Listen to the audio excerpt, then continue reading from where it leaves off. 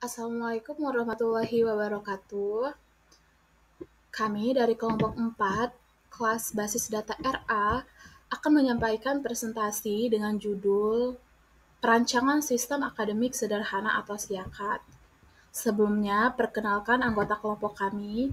Yang pertama, Dea Amanda dengan NIM 123450006, Fairuz Ari Syifa dengan NIM 123450044, Arya Muda Siregar dengan NIM 123450063, dan Ikfinah Wahalika dengan NIM 123450076. Anda adalah seorang mahasiswa baru tahun 2023 yang baru saja diterima di Institut Teknologi Sumatera. Ketika memasuki perkuliahan, bagaimana jika Anda dihadapkan dengan sistem informasi yang terpisah-pisah, seperti jadwal kuliah yang dikirim melalui WhatsApp, nilai UTS, UAS, dan lainnya diumumkan melalui PDF. Dan data pribadi diinputkan secara berulang kali di berbagai platform. Hal ini mengakibatkan data sering tidak sinkron. Kemungkinan terjadinya jadwal bentrok, dan dosen pun kesulitan memantau perkembangan akademik tiap mahasiswa. Ini adalah masalah yang terjadi jika sebuah kampus belum atau tidak memiliki sistem informasi yang terintegrasi. Seperti yang kita tahu, proses akademik di perguruan tinggi tidak hanya sekedar perkuliahan, tetapi mencakup berbagai kegiatan penting, mulai dari pendaftaran, mata kuliah, pengelolaan jadwal, penginputan nilai, hingga pelaporan hasil studi. Dengan banyaknya data yang harus dikelola, mulai dari data mahasiswa, dosen, mata kuliah, hingga nilai akademik, tentu dibutuhkan sistem yang mampu menyimpan, mengatur, serta mengakses informasi secara efisien dan akurat. Oleh karena itulah mengapa SIAKAT dibutuhkan. SIAKAT adalah sebuah sistem terpusat yang menghubungkan mahasiswa, dosen, dan bagian akademik. Dalam hal ini, basis data berperan besar. Basis data tidak hanya menyimpan informasi, tetapi juga menjadi fondasi utama dari sistem informasi modern. Kemudian timbul pertanyaan, bagaimana basis data digunakan untuk menyelesaikan sebuah masalah? Basis data bukan hanya sekedar tempat penyimpanan informasi. Tanpa struktur yang jelas dan efisien, sistem informasi akademik akan rentan terhadap kesalahan, lambat diakses, dan sulit dikembangkan. Untuk itu, kita harus melakukan perancangan basis data yang baik. Dengan cara, yang pertama menyimpan data mahasiswa, dosen, mata kuliah, dan jadwal secara terstruktur. Kemudian setiap relasi antar entitas seperti dosen mengajar mahasiswa, mahasiswa mengambil mata kuliah, bisa ditelusuri secara otomatis. Sehingga ketika seorang mahasiswa mengisi KRS, sistem langsung bisa mengecek apakah persyaratannya sudah dipenuhi atau belum. Selanjutnya, dosen memasukkan nilai ke dalam sistem, dan mahasiswa dapat langsung melihatnya dalam bentuk KHS. Selanjutnya, masuk ke tahap perancangan database. Setelah memahami seberapa pentingnya suatu kampus memiliki SIAKAT yang terintegrasi, selanjutnya merancang basis data yang menjadi fondasi dari SIAKAT dengan tujuan menyusun struktur data yang mampu merepresentasikan seluruh aktivitas akademik di kampus secara efisien dan konsisten. Jadi yang poin A itu kita harus mengidentifikasi entitas dan atribut. Pada database kali ini, bernama SIAKAT kita memiliki 6 entitas yaitu mahasiswa, dosen, mata kuliah, kelas, KRS, nilai. Untuk atributnya masing-masing dapat dilihat pada slide ini. Pada slide ini terdapat sebuah gambar yang merupakan ERD, Entity Relationship Diagram. Jadi di sini itu terdapat ada 6 entitas yang setiap entitas itu memiliki hubungan dengan entitas yang lain. Yang pertama itu ada entitas mahasiswa dan KRS memiliki hubungan one to many, yang artinya itu satu mahasiswa bisa memiliki lebih dari satu KRS dalam waktu berbeda selama kuliah. Seperti contoh, mahasiswa mengisi KRS yang dilakukan setiap semester. Lalu selanjutnya itu hubungan antara relasi KRS dengan nilai. Hubungan yang mereka miliki ialah one to one, karena setiap entry KRS memiliki satu set nilai. Selanjutnya itu hubungan antara KRS dan kelas. Entitas kelas mencerminkan pelaksanaan dari satu mata kuliah pada semester tertentu. Hubungan antara RS dan kelas adalah one to many atau banyak ke satu karena satu KRS dapat mengacu ke satu kelas yang sama. Selanjutnya itu pada entitas kelas yang dihubungkan dengan dosen sebagai dosen pengampunya. Misalnya itu eh, seorang dosen itu bisa mengajar lebih dari satu kelas, tetapi tidak sebaliknya. Yang berarti hubungan yang mereka miliki ialah one to many ataupun satu ke banyak. Lalu selanjutnya itu hubungan antara entitas kelas dan mata kuliah. Entitas kelas dan entitas mata kuliah memiliki hubungan many to one karena satu mata kuliah bisa diajarkan dalam beberapa kelas. Jadi, kesimpulan yang dimiliki dari relasi setiap tabel ini ialah mahasiswa dan KRS itu memiliki relasi one to many, KRS dan nilai memiliki relasi one to one, KRS dan kelas memiliki relasi many to one, kelas dan mata kuliah memiliki relasi many to one, dan kelas dan dosen memiliki relasi many to one. Selanjutnya, masuk pada tahap normalisasi hingga 3NF. Langkah awalnya itu kita harus melakukan normalisasi atau NF. Dapat dilihat bahwa data telah atomik, jadi kita pisahkan berdasarkan entitas utama dan hubungannya. Memasuki normalisasi kedua yaitu 2NF dengan menghilangkan partial dependency dengan memecah tabel menjadi beberapa bagian sesuai entitas utama. Jadi dari satu tabel panjang yang tadi kita lihat di slide sebelumnya, kita pecah menjadi 6 tabel. Dengan nama tabelnya itu ada tabel mahasiswa, tabel dosen, tabel mata kuliah, tabel kelas, dan di halaman selanjutnya itu ada tabel KRS dan tabel nilai. Dan di tabel tersebut terdapat beberapa atribut yang yang bisa kita lihat di PPT ini dan juga isi dari data tersebut. Selanjutnya memiliki tabel KRS dengan atribut ID KRS, NIM, ID kelas, tahun ajaran, semester, lalu tabel nilai dengan atribut ID nilai, ID KRS, tugas, UTS, UAS, dan grade. Tahap terakhir yaitu 3NF.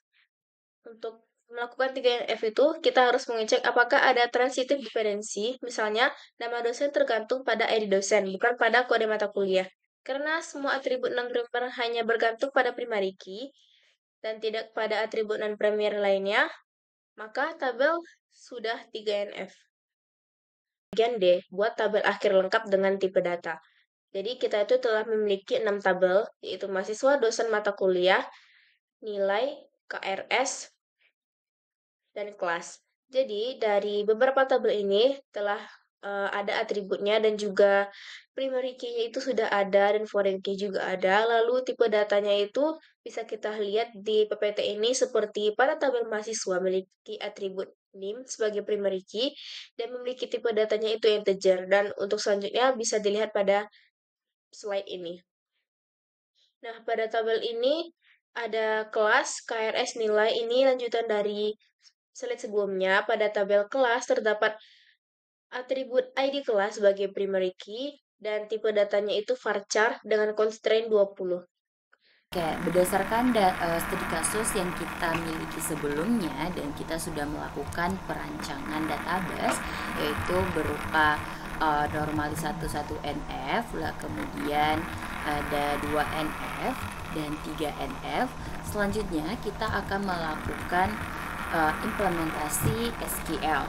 Nah, pada implementasi SQL ini ada beberapa hal yang akan kita lakukan. Yang pertama, data definition language atau DDL.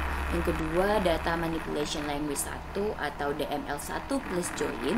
Yang ketiga, ada data manipulation language 2 atau DML2 plus subquery. Dan yang keempat, melakukan exploratory data analysis using SQL. Dan yang terakhir, kita akan melakukan pemrograman database dan data controlling language.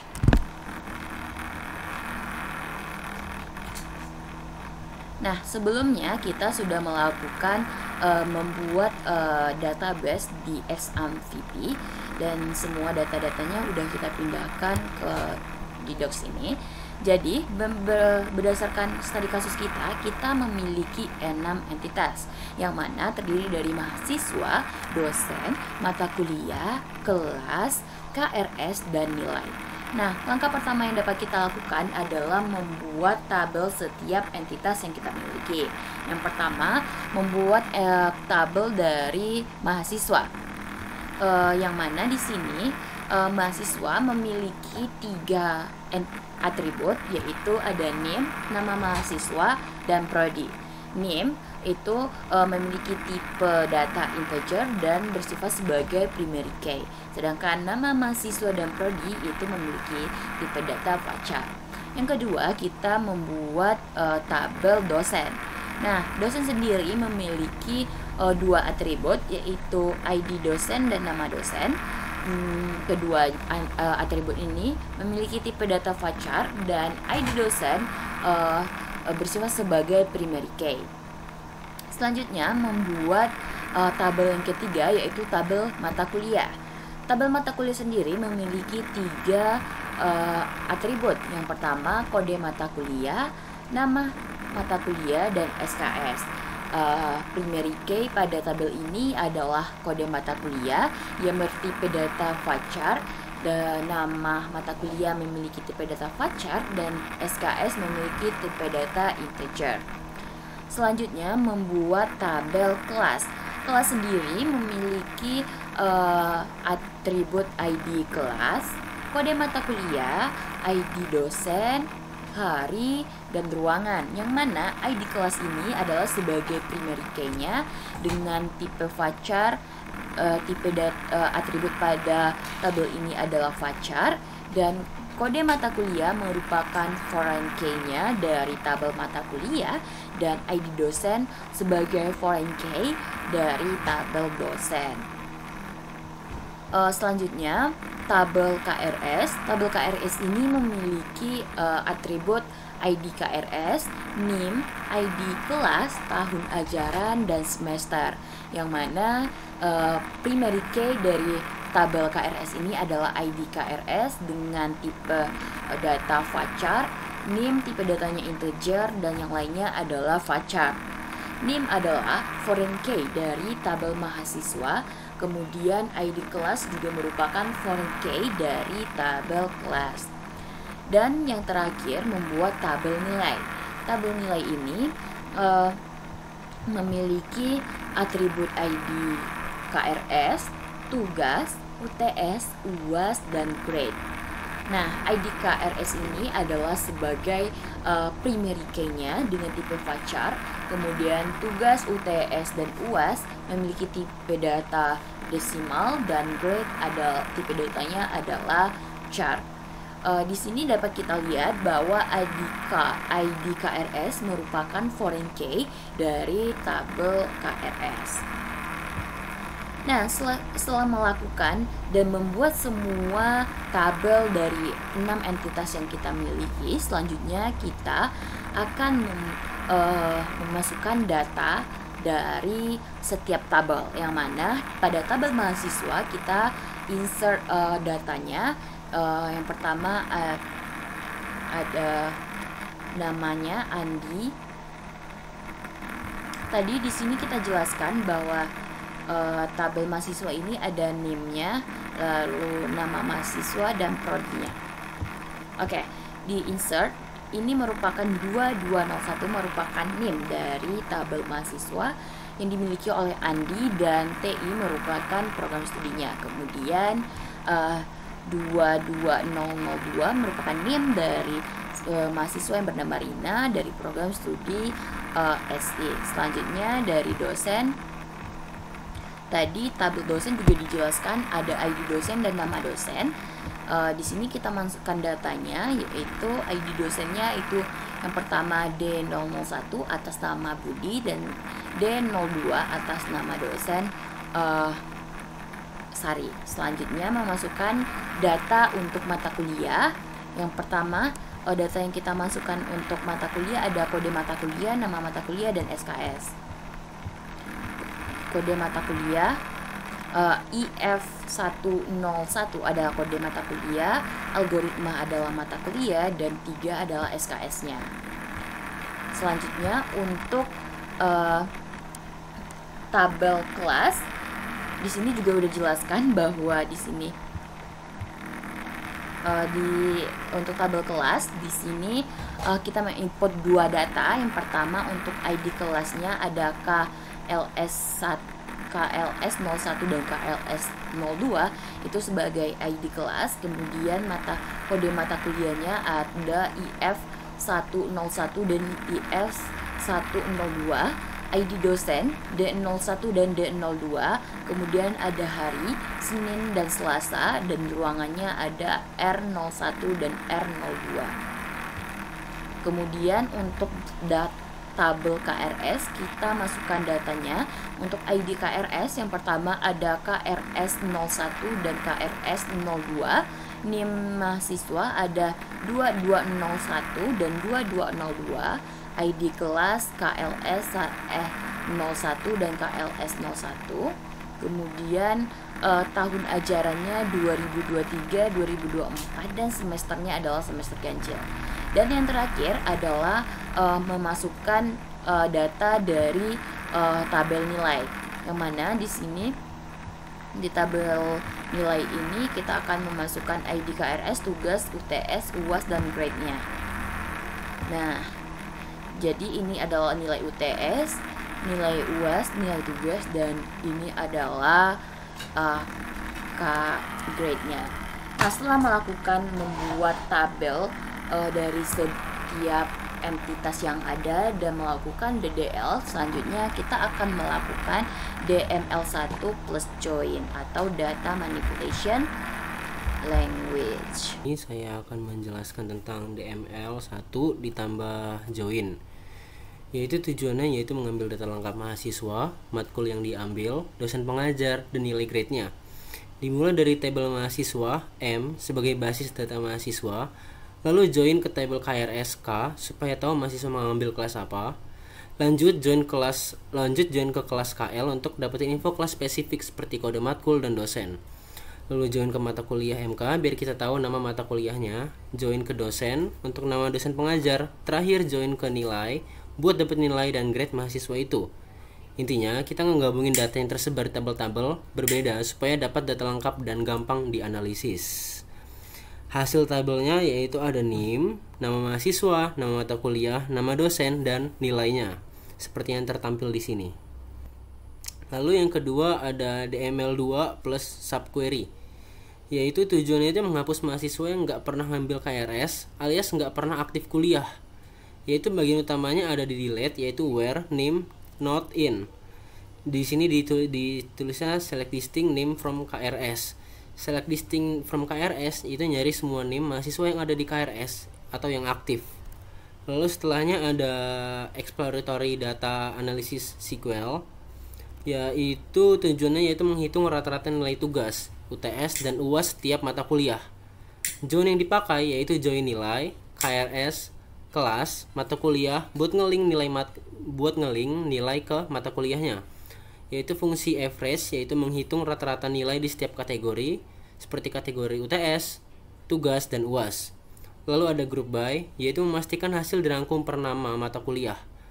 Kenapa? Ini bisa dilihat performa rata-ratanya ada di nama mata kuliahnya, ada algoritma. Nilai rata-rata tugasnya ada di 81,6, rata-rata UTS-nya ada di 85, dan rata-rata UAS-nya ada di 83. Lalu yang terakhir ada pemrograman database dan data controlling language. Nah itu tujuannya ini buat otomatis generate grade berdasarkan nilai UTS, nilai tugas, UTS, dan UAS saat data nilai dimasukin. Cara kerja triggernya yaitu dipicu sebelum insert di table nilai. Hitung dulu rata-rata nilainya, yaitu rata-rata nilai tugas ditambah UTS tambah UAS dibagi 3. Berdasarkan rata-rata ini, grade yang akan dikasih yaitu jika lebih dari 85 nilai akan A, lebih dari atau sama dengan 70 sama dengan B, sedangkan kurang dari 70 akan mendapatkan grade C. Tujuannya yaitu meminimalisir human error karena grade otomatis dihitung dan nggak perlu input manual. Sekian implementasi SQL berdasarkan desain sistem akademik sederhana yang telah kami buat. Kami mengucapkan terima kasih telah menyimak dan menonton video ini sampai selesai.